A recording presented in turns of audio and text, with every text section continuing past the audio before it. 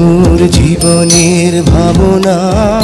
29 বছর পর সালমান শাহের মৃত্যু নিয়ে মুখ খুললেন শাবনূর।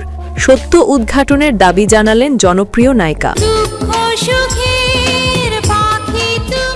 বাংলা সিনেমার কিংবদন্তি চিত্রনায়ক সালমান শাহ, যিনি 90 দশকে কোটি দর্শকের হৃদয় জয় করেছিলেন নিজের অভিনয়, স্টাইল আর ব্যক্তিত্ব দিয়ে।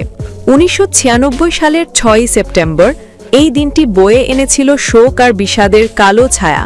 সেই দিনই না ফেরার দেশে চলে যান বাংলাদেশের চলচ্চিত্রের এই ক্ষণজন্মা নায়ক। আর আজ দীর্ঘ 29 বছর পর আবারও আলোচনায় এসেছে তার মৃত্যু রহস্য। প্রেমের তরে শৈব বুকে। আর এবার মুখ খুললেন তার এক সময়ের জনপ্রিয় সহ অভিনেত্রী, চিত্রনায়িকা শাবনূর। সম্প্রতি আদালতের নির্দেশে সালমান শাহের মৃত্যুকে ঘিরে একটি হত্যা মামলা দায়ের করা হয়েছে। বিদেশে অবস্থানরত শাবনূর জানিয়েছেন, সংবাদ মাধ্যমের মাধ্যমে তিনি এ বিষয়ে অবগত হয়েছেন। তিনি বলেন, মামলাটি যেহেতু বিচারাধীন, তাই শুরুতে তিনি কোনো মন্তব্য করতে চাননি।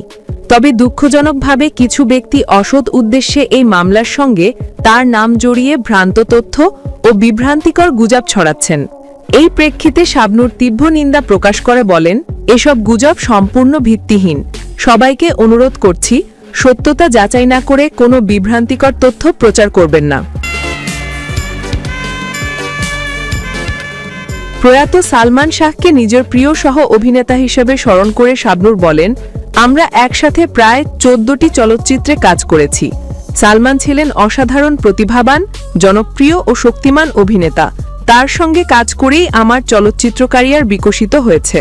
তিনি আরও বলেন, সালমানের মৃত্যুর পর কেউ কেউ নিজেদের বাঁচাতে উদ্দেশ্যমূলকভাবে আমার সঙ্গে সালমানের সম্পর্ক নিয়ে নানা গুঞ্জন ছড়িয়েছে। এসব জলঘোলা আমাকে মানসিকভাবে ভীষণভাবে আঘাত করেছে। শাবনূর স্পষ্টভাবে জানিয়েছেন, সালমান শাহ কিভাবে মারা গেছেন আমি সত্যিই জানি না। তার একটাই দাবি, যে দোষী হোক না কেন, তাকে আইনের আওতায় এনে যথাযথ শাস্তি দেওয়া হোক। তিনি সালমান শাহের মৃত্যুর সঠিক তদন্ত ও ন্যায়বিচার প্রত্যাশা করছেন, কারণ কোটি ভক্তের মতো তিনিও চান বাংলা চলচ্চিত্রের এই কিংবদন্তির মৃত্যু রহস্যের চূড়ান্ত সত্য উদ্ঘাটন হোক।